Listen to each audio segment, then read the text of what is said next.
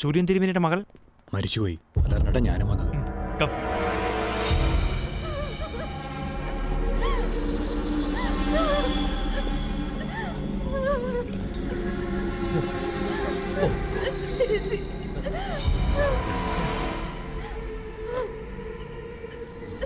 ഈ ദുരന്തം നിങ്ങൾ വിളിച്ചു വരുത്തുകയായിരുന്നു. ഞാൻ പറഞ്ഞപ്പോൾ നിങ്ങൾക്കൊക്കെ പുച്ഛമായിരുന്നല്ലോ.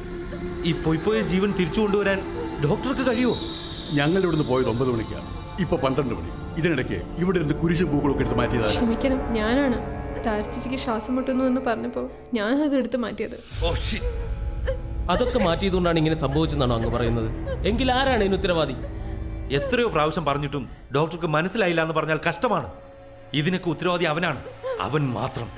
കൗണ്ട് ഡ്രാക്കുള, ഈ ലോകം കണ്ടയിൽ ഏറ്റവും ഭീകരനായ പിശാച്, the most dangerous blood sucking vampire.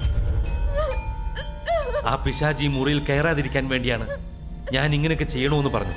പല വേഷത്തിലും രൂപം മാറി നടക്കാൻ കഴിവുള്ളവനാണ് ഡ്രാക്കുള. പല്ലി ഇഴയും പോലെ എത്ര നില കെട്ടിടത്തിലും അവൻ ഇഴഞ്ഞു കയറും.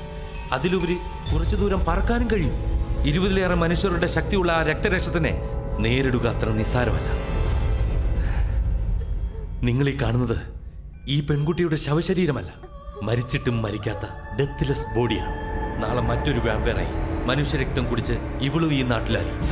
ഡ്രാക്കുളയുടെ രക്തം അത്രമേൽ ഇൻഫെക്ഷൻ ഉണ്ടാക്കുന്ന വൈറസാണ്. ഇവളും ഒരു പിശാചാകാതിരിക്കണമെങ്കിൽ ഇവളുടെ ശരീരത്തിൽ നിന്ന് ഹൃദയം പുറത്തെടുക്കണം, അല്ലെങ്കിൽ ശരീരത്തിനുള്ളിൽ വെച്ച് തന്നെ അത് നശിപ്പിക്കണം. വേണ്ട, അതൊന്നും വേണ്ട. നിങ്ങൾ എന്തൊക്കെയാ പറയുന്നത്? എന്റെ അച്ഛൻ വന്നിട്ട് വേണ്ടതൊക്കെ ചെയ്തോളൂ. ഏതായാലും പോസ്റ്റ്മോർട്ടം കഴിഞ്ഞിട്ട് നാളെ ബോഡി വിട്ടുകിട്ടുള്ളൂ. സൂര്യൻ തിരുമേനെ വിവരം അറിയിച്ചോ? അദ്ദേഹം വരാൻ കൂടുതൽ താമസിച്ചാലോ? അതുവരെ ഈ ബോഡി വെച്ചുകൊണ്ടിരിക്കുന്നത് ആപത്താണ്. അച്ഛൻ രാവിലെ എത്തും. അതുവരെ ചേച്ചിയുടെ ബോഡി മോർച്ചറിയിൽ വെക്കാം.